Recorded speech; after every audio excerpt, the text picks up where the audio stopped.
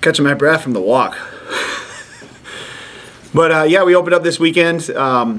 It was terrific to get a chance to compete since we haven't had an opportunity to do so in 10 months or so. And just really challenge the team to just be prepared for the opportunity, not just to get on the track again and compete that way, but also just in preparation what we're doing. Just kind of get back into the flow of what it's like to be in a competitive atmosphere and a competitive environment. So really happy with what we did the first weekend out with a dual meet. Those are always a little tricky. Field sizes are really small, and so just trying to keep them moving ahead for next week. And we go to North Dakota State, leave on Friday.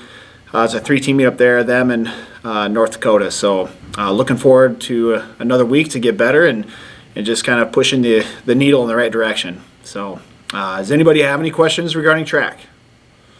Coach, I'll just kind of ask you about some of the newcomers. I know some freshmen coming in, and then you get some kids in their second, third year, can make a jump. Who are a couple of kids that you were able to get out on the track that you liked what you saw? Yeah, on the women's side, a couple of freshmen coming in the 800. Sophia Jungling, freshman from Appleton Parkersburg, and Sydney Schaefer as well. They both ran really well in the 800 to start off, and just kind of seeing where they're at is exciting. Allison Hillman had a really nice debut for us in the 400 as well.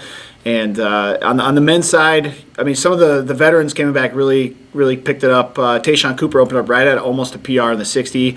Trousel had a really awesome 200-meter run as well, and so those were great. Kyle Turnell had an outstanding opener as well in the 60 hurdles for us. And so, it's way too early to put anything behind what it was this weekend, except for just really getting a chance to knock off that rust and be more prepared going forward.